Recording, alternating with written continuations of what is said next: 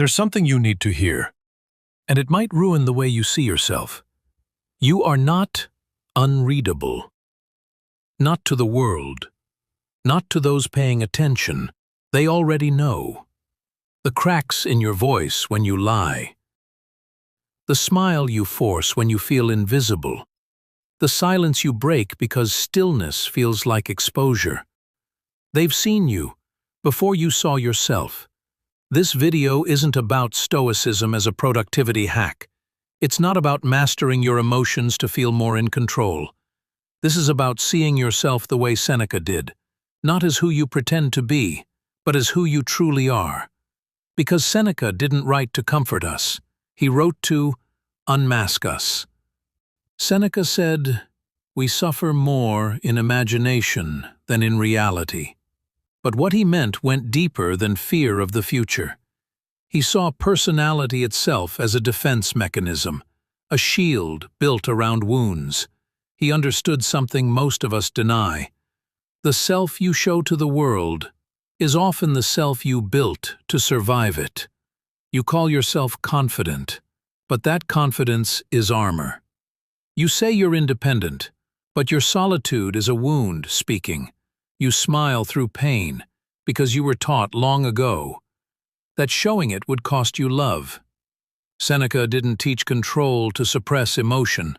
He taught it to reveal what emotion was hiding. The truth isn't loud. It isn't shouted, shared, or sold. It leaks, quietly, in the pause before someone says, "I'm fine," in the clenched jaw behind a smile, in the forced laugh that cracks too quickly. Seneca wrote, "No man was ever wise by chance," and wisdom means watching what people do, not what they say. The most dangerous lies are not the ones we tell others, they are the ones we tell ourselves. And the world rewards us for living them, for being palatable, predictable, performative. But Seneca knew, we are not suffering from reality, we are suffering from illusion, especially the one we call identity. 1. Everyone wears a mask, not to lie but to survive. What you see is not the person, it's the version of them that made it through rejection. 2. People hate in others what they refuse to face in themselves. Judgment is often projection in disguise. 3. Silence is louder than speech. The sigh, the delay, the subject changed too quickly. These are all confessions. 4. Self-deception comes before deception. People aren't just fooling you, they fooled themselves first. 5. Criticism is autobiography. When someone tears the world apart, they're trying to rebuild their own reflection. 6. Confidence is often guilt in costume.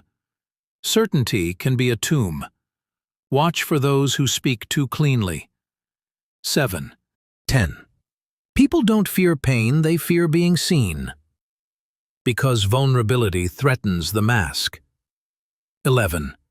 What we defend the loudest, we doubt the deepest. Over-explaining is self-convincing.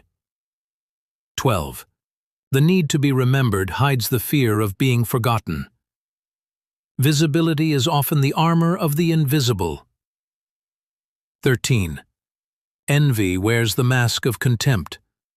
What they attack may be what they secretly want, but feel unworthy of. 14. No one speaks from logic. They speak from pain. Even the Stoic, even the rational. Every belief has a scar underneath it. 15. Childhood doesn't vanish, it replays. The adult who needs control was once powerless. The one who hides feelings was once punished for having them. Seneca didn't write to fix these truths. He wrote to face them. You act like mortals in all that you fear, and like immortals in all that you desire. The contradiction was always the point. Seneca knew awakening wasn't comfortable. Clarity doesn't soothe, it scorches. But clarity is freedom. When you see the patterns, you stop reacting. The rejection doesn't sting. It makes sense. The arrogance doesn't intimidate. It reveals insecurity. The silence isn't mysterious. It's pain, protecting itself.